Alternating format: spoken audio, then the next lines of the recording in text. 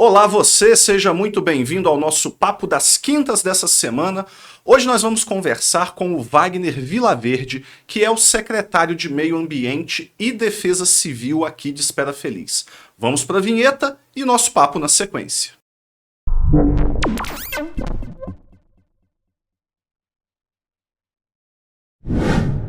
Então vamos lá, Wagner, muito obrigado por ter aceitado o nosso convite de vir aqui no nosso Papo das Quintas, te agradeço mesmo. E para a gente começar, antes da gente entrar nas perguntas que muita gente aqui está curiosa, primeiro fala um pouquinho sobre você, se você é daqui da cidade mesmo, quem é o Wagner.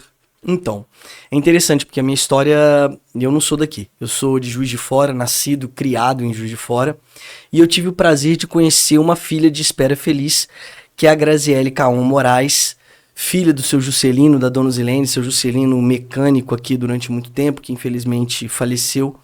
Mas eu adotei a cidade, eu sou um apaixonado por aqui, na verdade eu é que trouxe a Grazi de volta, a gente estava morando no Rio de Janeiro, eu trabalhava no Rio de Janeiro, na Petrobras, no Rio de Janeiro, e aí, por um acaso, uma maravilha do acaso, eu conheci a Mariana, né, na época vice-prefeita do Carlinhos, e ela conversando comigo falou, a gente tá precisando de uma pessoa na área ambiental, você não quer vir conversar com o Carlinhos? E eu fui, fiz uma conversa, e aí ele me ofereceu o cargo de secretário, e desde então eu estou como secretário de Meio Ambiente e Defesa Civil desde a época do segundo mandato do Carlinhos em 2017. Que 2017? 2017. Eu entrei em janeiro de 2017. Eu saí só um períodozinho no governo interino do Rômulo Donadi. Eu saí em março. Quando o Oziel voltou, eu voltei pro cargo. E desde então, tô lá.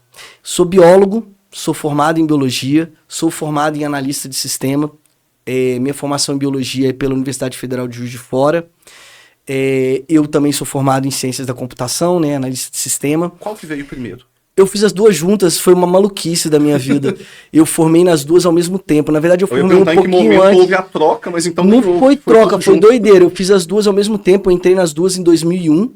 E formei primeiro na faculdade particular, porque a gente paga, tava doendo no bolso, e aí depois eu terminei a faculdade de biologia, 6 meses depois eu terminei a faculdade de biologia, fiz as duas, e aí fui trabalhar no Rio de Janeiro, recebi um convite para trabalhar no Rio de Janeiro, eu tava fazendo mestrado no Rio, fui convidado a participar de um projeto dentro da Petrobras, e aí não saí mais. Fiquei até 2016. Era na época de TI ou biologia? Então, na verdade é uma mescla dos dois, porque na verdade eu fiquei responsável pela análise de risco dos investimentos na Petrobras. Eu fiz uma pós-graduação nessa área, fiz uma especialização em análise de risco. Quando eu saí da Petrobras, eu era responsável, junto com uma equipe, né, pela análise de risco de investimentos das plataformas do pré-sal. E eu fiz isso durante muito tempo. E aí eu saí justamente por uma necessidade de buscar um lugar mais acolhedor, com uma qualidade de vida melhor para mim e para os meus filhos. E desde então eu sou apaixonado por isso aqui. Se me perguntar, não volto para lá de jeito nenhum. Eu gosto muito dessa cidade. Você ocupa hoje o cargo de secretário de Meio Ambiente e Defesa Civil. Como é que eu pergunto? É uma coisa só? É uma secretaria única? A Defesa Civil e Meio Ambiente são tudo uma só? Ou, por acaso, você ocupa as duas funções? É uma secretaria só. E é muito interessante porque quando eu vou nos outros lugares, causa certa estranheza. Nossa, mas Meio Ambiente junto com Defesa Civil... Mas eu acho que faz sentido. Pois é, eu falo isso para todo mundo. Faz muito sentido, né? Se a gente parar para analisar, hoje os grandes responsáveis pelos problemas que a gente tem estão relacionados à mudança climática que a gente tem hoje no planeta, né? Lógico que na secretaria a gente tem funções separadas. Hoje a equipe, eu tenho uma fiscal ambiental extremamente capacitada, que é a Marcele Cabral, e eu tenho a Maria Clara, que é coordenadora de Defesa Civil desde 2021. Ela está nesse cargo. E aí tem uma ressalva muito grande nesse processo.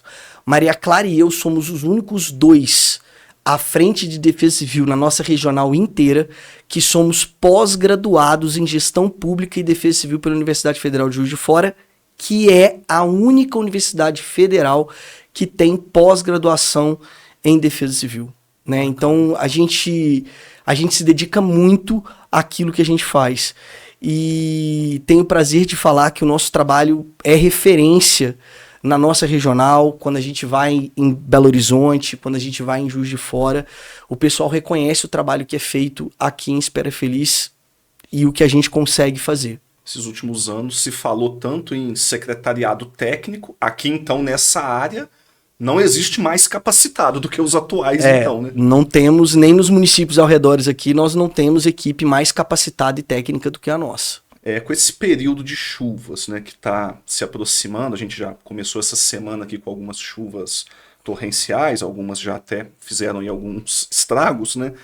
Como que a Defesa Civil aqui de Espera Feliz está se preparando para atender os possíveis e prováveis, né, acontecimentos desse período? Eu digo que no período de chuva é um período em que a gente se prepara o ano inteiro para encarar o período chuvoso. E esse processo de preparação, ele vem primeiro, a gente faz uma revisão do nosso plano de contingência. O plano de contingência é aquele plano de, e se acontecer algo de errado, como vamos proceder? Né? Então esse plano de contingência, ele indica quais são as funções e o que fazer em cada uma das instituições do nosso município. Não só pública, né? Mas, por exemplo, a militar, a gente tem atuação, o Ministério Público tem atuação, né? As escolas, todo o setor público tá lá, mas também alguns setores que são privados. Por exemplo, escolas particulares, o que devem ser feitos, tá tudo num documento só. E esse documento, ele é revisado anualmente. Então, o que a gente está fazendo? Primeiro, a gente revisa esse documento. Segundo, a gente, esse ano está previsto, e aí eu faço o convite a todos, nós vamos ter uma reunião na próxima segunda-feira, dia 4, na Câmara de Vereadores, às 16 horas. Nós vamos lançar o Sistema Integrado de Monitoramento e Controle da Defesa Civil de Espera Feliz. O que é esse sistema? Vai ser um aplicativo de celular.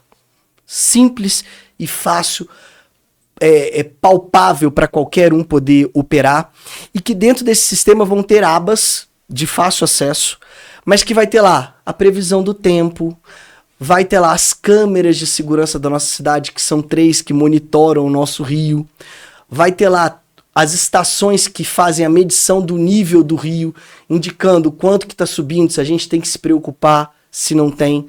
Os boletins informativos da Secretaria de Defesa Civil e Meio Ambiente, então indicando, olha, a gente está com previsão de tanto, tenham atenção, também porque a gente tem uma zona rural muito grande para as pessoas poderem acompanhar esse boletim meteorológico.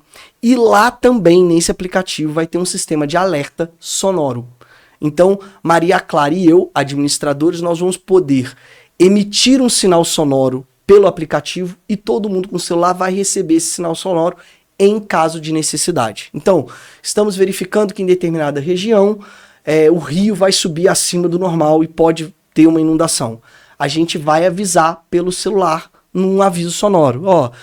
Alertamos a população de determinado local para procurar o ponto de apoio, a Defesa Civil está aguardando vocês, iremos fazer o resguardo da família, encaminhar vocês para um local seguro, com mudança dos bens, com tudo direitinho. Dia 4 vai ser o lançamento. Dia 4 vai ser o lançamento. Ele já está funcionando. Ele já está operando no celular. Esse sistema hoje ele conta com uma estação meteorológica que é nossa, que é do município. Então, toda a previsão do tempo é baseada nessa estação meteorológica. Na cidade mesmo. Na cidade, e que isso é bom, porque as previsões que a gente tem são muito amplas, né? Elas pegam uma regional. Sites de previsão, acho que pega, não sei se é Alto Caparaó. Pega muito. Às vezes tem uns mais amplos, alguns menores, e isso acaba gerando erros. Pô, falou que ia chover, não choveu, né? E a gente fala, olha, primeiro é uma previsão, isso Sim. não é assertivo. Segundo, como pega uma região mais ampla, às vezes você tá dando atenção a uma área e a outra, uma vai chover e a outra não vai, né? Quando a gente tem uma estação meteorológica nossa, a assertividade do processo é maior. Sim. E a gente tem uma equipe por trás disso, né? Eu tenho uma empresa que dá monitoramento climático pra gente, que nos informa, que vai passar essas informações, né? Então, a gente ganha em previsibilidade. A intenção desse projeto, que a gente está chamando de 5, né? Que é Sistema Integrado de Monitoramento e Controle. O 5, ele é um projeto que vem justamente disso, para passar para a população segurança em primeiro lugar e previsibilidade. Se vier a acontecer algo, vocês serão avisados com antecedência. E a gente vai conseguir tomar essas ações e fazer essas ações com antecedência. O 5 vai ter ali todas as informações oficiais da Defesa Civil do nosso município, né? Ah, onde é que está a informação oficial? Está no 5. Está no nosso sistema e vai estar tudo lá à disposição para qualquer um. E automaticamente, acho que é até legal a gente alertar as pessoas, a partir de agora então, a partir da semana que vem, recebeu uma informação que vai acontecer uma tragédia, entrou lá, não tem nada no aplicativo. Não precisa se preocupar, tranquilo. A ideia é essa, tá lá. Maravilha, maravilha. Né? Eu não consigo eliminar, eu falo para todo mundo assim, eu não consigo eliminar o erro da previsibilidade, mas eu consigo minimizá-lo. Sim. E o que a gente está fazendo hoje é minimizar esse erro, né? Foram feitos estudos, tem uma universidade por trás trabalhando com a gente, que fez levantamento da nossa bacia hidrográfica, estudo de vazão dos nossos rios, tudo para que a gente tenha a melhor informação possível para atender a população. Sim.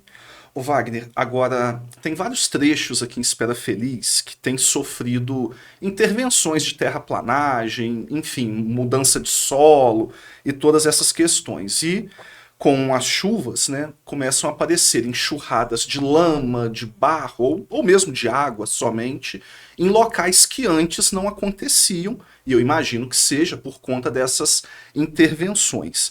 A Defesa Civil e também Secretaria de Meio Ambiente, ou o próprio município em si, ele tem buscado alguma forma de tentar, não sei se dá para resolver, ou pelo menos contornar, amenizar, tomar alguma providência com relação a esse problema? Então, Gustavo, isso é uma situação muito triste, né? Aqueles que viram o atendimento que nós fizemos no sábado à noite, né, eu estive nessas casas, nessas residências, tirando pessoas dos seus lares, levando para hotel, levando para, né, para outros lugares, até às vezes para casa de parentes. Todo mundo pergunta isso pra gente. Pô, vocês não estão fazendo nada. Só que as pessoas têm que entender que o procedimento legal, ele não é imediato, né? E essas tomadas de decisões, às vezes, elas são muito mais complexas do que deveriam ser. E qual é a nossa atuação? A Secretaria de Meio Ambiente, ela atua no processo de notificação. Então, por exemplo, naquela situação lá no bairro João Clara, que teve o deslizamento, a obra que foi feita na rodovia, ela foi notificada e nós tivemos uma reunião em fevereiro desse ano. Olha quanto tempo atrás. Nós tivemos uma reunião em fevereiro, solicitamos medidas, isso foi feita uma ata que foi encaminhada, né? Então, as decisões, elas são tomadas. O que a gente percebe é que falta empenho na resolução do processo. E aí essa falta de empenho na resolução do processo acarreta prejuízos catastróficos à população. Citando o caso da saída para Carangola, que é um caso muito severo e que está acontecendo há anos, né, e que as pessoas sabem quem são os responsáveis, porque são citados na cidade, o que ocorre é um processo que está judicializado, né, está sendo feito termo, compromisso, TAC, e é uma situação muito complexa, porque envolve o nosso município, mas envolve responsáveis pela Secretaria de Meio Ambiente do Estado, análise de outros fatores, análise de movimentação de terra, e aí você envolve uma série de fatores que você não consegue resolver de imediato. O judiciário, né? Que não é rápido, né? Toda a nossa documentação foi encaminhada ao Ministério Público, eu não tenho problema nenhum. O Dr. Vinícius Bigonha tem uma relação comigo em que ele, assim que ele me auxilia, né? Auxilia não, assim que ele me cobra a documentação, eu encaminho para ele de imediato as nossas vistorias, os nossos pareceres técnicos, e muitas vezes nós o solicitamos que nos ajude a tomar as providências adequadas para proteger a população. Infelizmente, algumas vezes, essa notificação, o que é feito, não fica contento e a gente não consegue atender a população antes, por exemplo, do período chuvoso, como aconteceu agora, e eu lamento muito por esse fato. E ainda dentro dessa área aí, como que a Defesa Civil aqui de Espera Feliz está preparada para responder? Já que, como você falou aí, eu entendi que, infelizmente, não é possível evitar ainda esses problemas. E uma vez que não dá para evitar, eventualmente a Defesa Civil vai precisar ser acionada. como que ela está preparada para atender essas emergências durante o período de chuvas? A Defesa Civil hoje de Espera Feliz, ela tem, né, o que eu falei, a gente é uma equipe bem capacitada, a gente tem o apoio do Corpo de Bombeiros, então toda vez que há necessidade, a gente atua através do Corpo de Bombeiros de Minas Gerais, da nossa regional. O Capitão Flávio é um parceiro excelente, está sempre atendendo a gente nas demandas mais sérias, mas o que eu posso te falar é que o plano de contingência é o nosso guia. A gente tem todas as nossas áreas mapeadas, então a gente sabe exatamente quais são as áreas inundáveis no nosso município e quais são aquelas que a gente tem risco de deslizamento. Com relação aos deslizamentos, a gente faz um sistema de monitoramento e controle constante. Então a gente visita as áreas, a gente verifica como estão essas famílias, o que pode ser feito, procurando verificar se há rachadura no talude, se tem trinca dentro das casas. Essa é a atitude que a gente toma para as áreas de deslizamento. Inclusive em área rural também, que é o que mais ocorre no nosso município. É comum acontecer de, às vezes, vocês identificando alguma questão, vocês chegam para a pessoa e ela não aceitar claro. E querer ficar ali? A gente teve caso aqui dentro da cidade que a gente teve que usar o poder judicial para retirar a pessoa da casa. O risco era enorme e a pessoa não queria sair. Para você ter uma ideia, essa pessoa aceitou assinar um termo dizendo que aceitava o risco, que ia continuar morando lá mesmo com o risco. Então a gente teve que entrar com medida, mas assim, é um procedimento extremo, né? Sim. A maioria das vezes a gente convoca uma equipe de psicólogos, de pessoas da assistência social, a pessoa vai lá, conversa, explica e tal, e as pessoas saem. Com relação às áreas inundáveis, o 5, que é o sistema que eu te falei, vem trazer para a gente todo um preparo para que a gente possa alertar a população com antecedência, fazer os avisos, deixar tudo claro para que a gente tome as providências, né, com certa urgência. E a gente teve obras muito importantes no nosso município ao longo desses anos, né? As pessoas que foram no João Claro, a gente fez uma obra de contenção na Beira Rio muito grande. A gente faz limpeza do rio constantemente. A gente está tentando recuperar a margem do rio, que isso é um fator crucial, é o plantio de muda ao longo do rio. Né? Infelizmente, às vezes a gente planta muda, tem gente que tira, que corta as mudas, mas é um fator importantíssimo, porque quando a gente recupera as margens do rio, eu recupero a degradação dessa margem e evito o assoreamento e mantenho uma vazão adequada desses rios, né? A obra que foi feita lá no Pontilhão, que foi uma obra que aumentou muito a vazão do rio no tempo de cheia, né? E eu não sei se vocês repararam, a gente tem duas pontes que estão pintadas, a do João Claro e a do Herênio, em que a gente fez um levantamento topográfico e aí a gente marcou de amarelo, laranja e vermelho para ficar visual para a população e ainda botamos uma placa. Então todo mundo consegue ver, estamos em período de atenção, isso aqui é um alerta, aqui a gente tem que sair. Fica bem claro para a população. A água chegou no vermelho. Chegou no vermelho, tá na hora de sair, porque o risco já é muito grande. A gente fez isso o ano passado e a gente vem mantendo isso porque fica muito visual para a população ver. Então, assim, tem uma série de preparos, mas essas são as principais ações que a gente está fazendo no município. Wagner, com seu conhecimento técnico, existe alguma obra, além de, igual houve aí, as limpezas do rio, nem sei se o termo certo é dragagem, mas foi dragado aí os rios. Dragagem, desassoreamento. Na verdade, a gente chama de desassoreamento. Certo. E o pontilhão, você já falou ali dos tubos.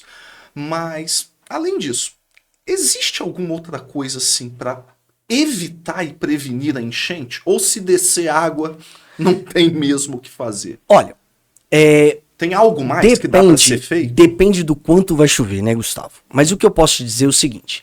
Existem obras que são feitas aqui no Brasil e que já são comprovadamente bem executadas e com resultados muito positivos, que são os que a gente chama de piscinões ou áreas de contenção. O que são áreas de contenção?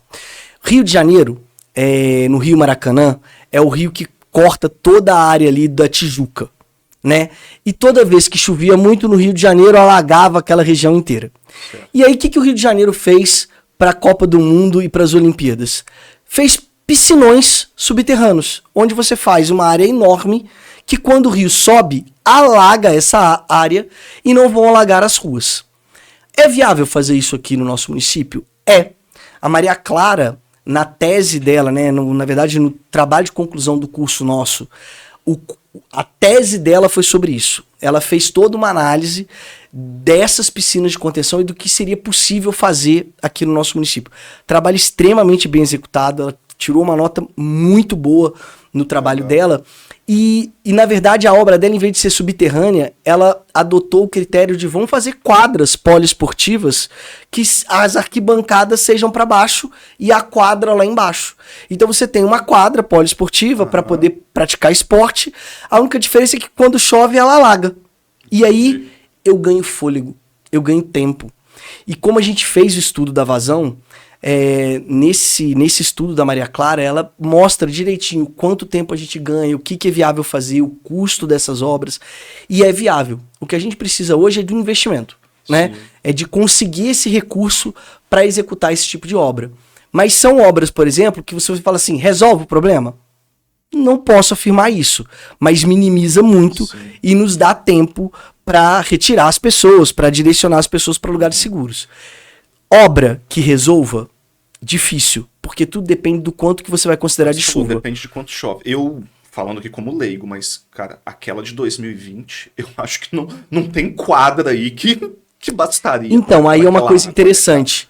Ou não. Todo mundo fala assim, nossa, 2020 foi catastrófico. O que choveu em 2020, choveu em 2022. Você teve problema em 2022? Não. Então...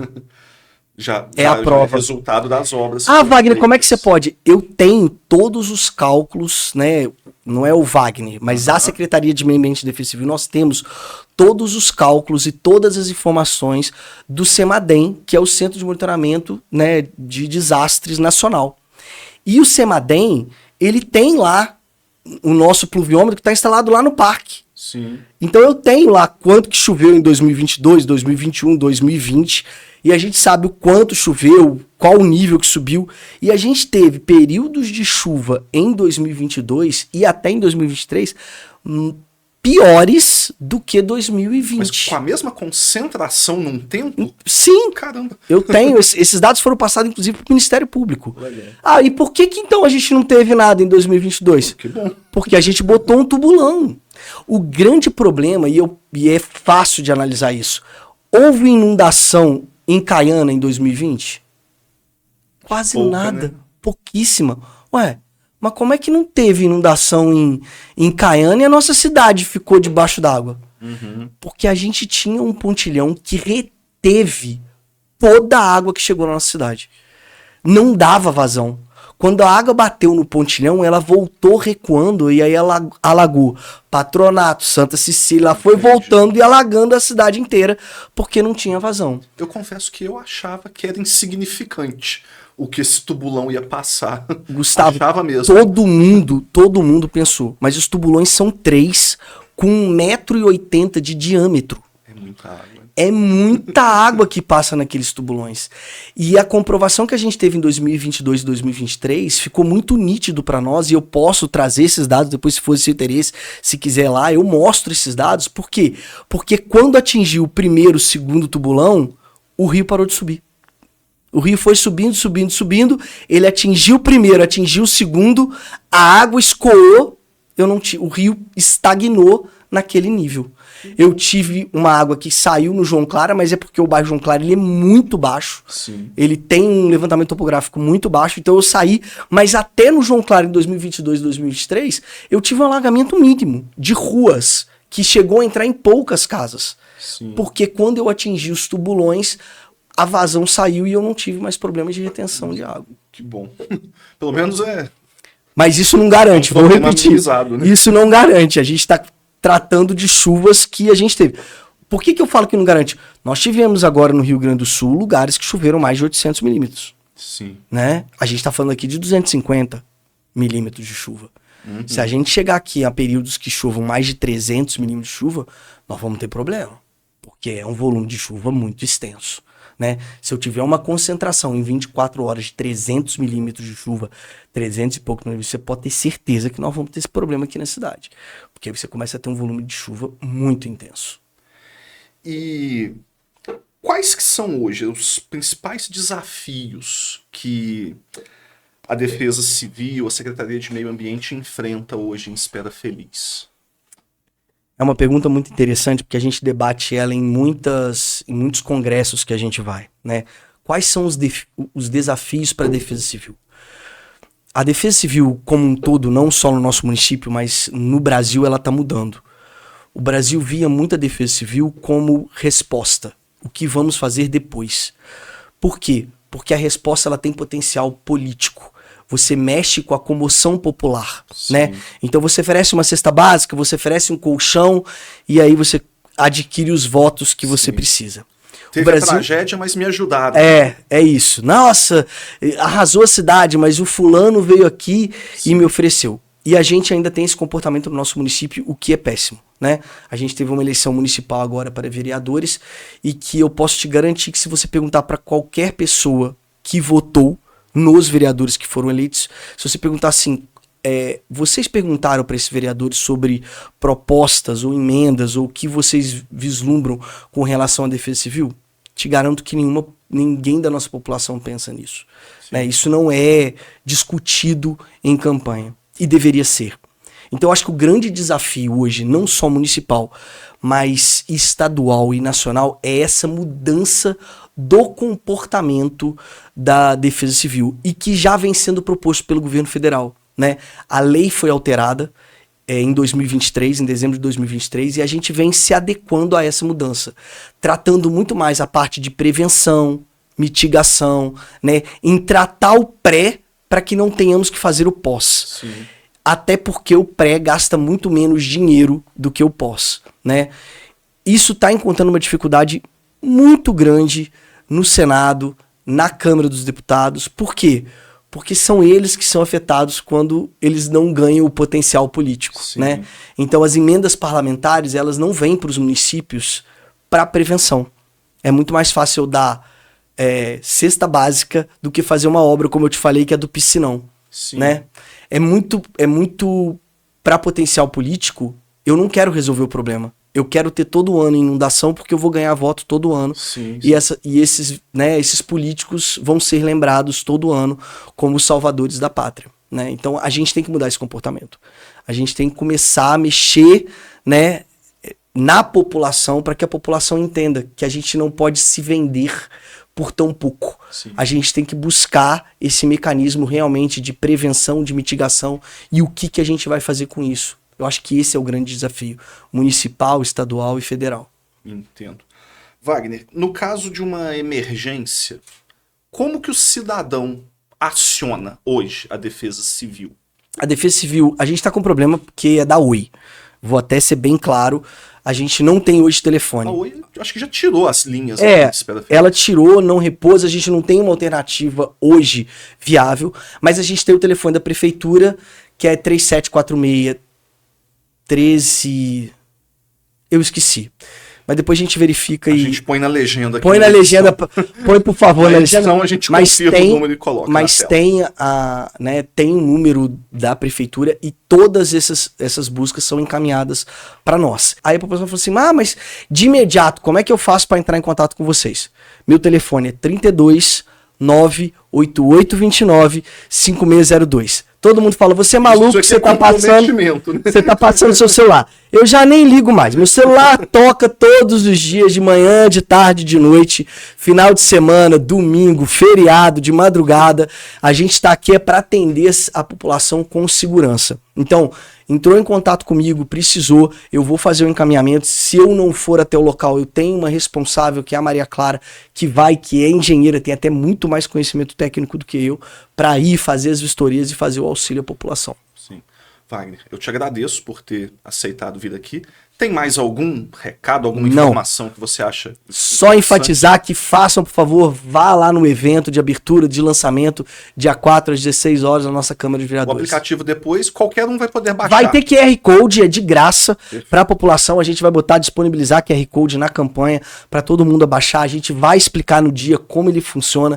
Ele é muito fácil. As empresas responsáveis pela elaboração vão estar lá, se comprometendo com a população, com o auxílio. Com tudo. É quarta-feira? Não, é segunda-feira que vem. Segunda-feira que vem às 16 horas. Isso.